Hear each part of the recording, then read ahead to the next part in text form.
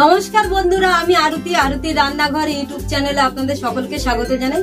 তো বন্ধুরা, আজকে আমি কাঁকড়ার কারি বানিয়ে দেখাবো। তো চলুন রেসিপিটা শুরু করা যাক। কাঁকড়ার থেকে সব শাঁসগুলো বের করে নিয়েছি। তো এখন আমি কড়ার মধ্যে পরিমাণ মতো তেল দিয়ে দিয়েছি। তো কড়াইয়ের তেলটা গরম হয়ে গেছে, দুটো তেজপাতা দিয়ে দিলাম। একটা মিডিয়াম সাইজের আলু টুকরো করে কেটে নিয়েছি। তো এখন আমি আলুটা দিয়ে দেব।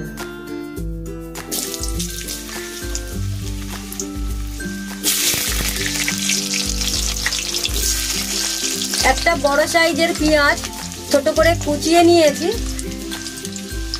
এখানে একটা ছোট টমেটো কুচিয়ে নিয়েছি। তো এই টমেটো পেঁয়াজ এই তেলের মধ্যে দিয়ে দেব। তো এখন আমি আলু টমেটো পেঁয়াজ খুব ভালো করে ভেজে নেব। তো আলু পেঁয়াজ টমেটো খুব ভালো করে ভেজে নিয়েছি। তো এখন আমি বাকি উপকরণগুলি দিয়ে দেব। তো 1 চামচ রসুন বাটা, হাফ চামচ আদা বাটা, হলুদ গুঁড়ো 1 চামচ, জিরের গুঁড়ো 1 চামচ, পরিমাণ মতো ঝাল লঙ্কার গুঁড়ো, স্বাদ অনুযায়ী লবণ দিয়ে দিলাম। তো এখন আমি অল্প একটু জলের ছিটে দিয়ে খুব ভালো করে মশলাগুলো কষিয়ে নেব।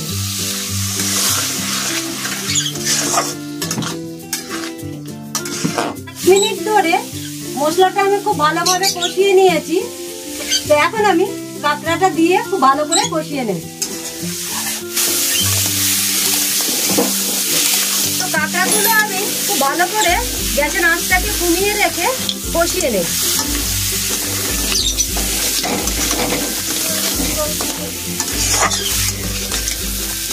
তো কাঁকড়াটা আমি খুব ভালোভাবে কষিয়ে নিয়েছি মশলার সঙ্গে। তো এখন আমি পরিমাণ মতো জল দিয়ে দেব। তো আলু কাঁকড়া সিদ্ধ হওয়ার জন্য পরিমাণ মতো জল দিয়ে দিয়েছি। তো এখন আমি গ্যাসের আঁচটাকে মিডিয়াম আঁচে রেখে 4 থেকে 5 মিনিট ঢেকে রাখবো। তো বন্ধুরা, 4 থেকে 5 মিনিট হয়ে গেছে। তো এখন আমি খুলে দেখে নেব।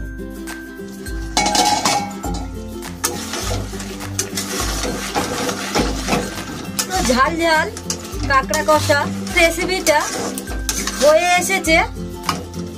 তো এখন আমি অল্প একটু গুঁড়ো গরম মশলা দিয়ে দেব।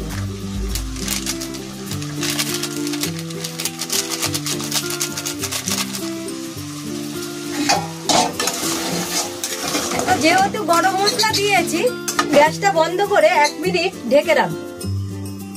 মশলা দিয়ে রেখেছিলাম, 5 মিনিট হয়ে গেছে। তো এখন আমি নামিয়ে নেব।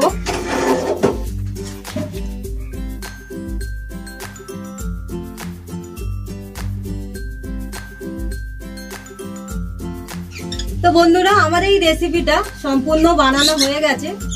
তো আশা করি আপনাদের ভালো লাগবে। তো আপনারা এই রেসিপিটা বাড়িতে বানান, বানিয়ে খেয়ে দেখুন। আমার এই রেসিপিটা যদি আপনাদের ভালো লেগে থাকে অবশ্যই লাইক শেয়ার কমেন্ট করবেন। এবং আমার ইউটিউব চ্যানেলে যদি আপনারা নতুন হয়ে থাকেন অবশ্যই আমার চ্যানেলটাকে সাবস্ক্রাইব করবেন। ধন্যবাদ, ভালো থাকবেন, সুস্থ থাকবেন।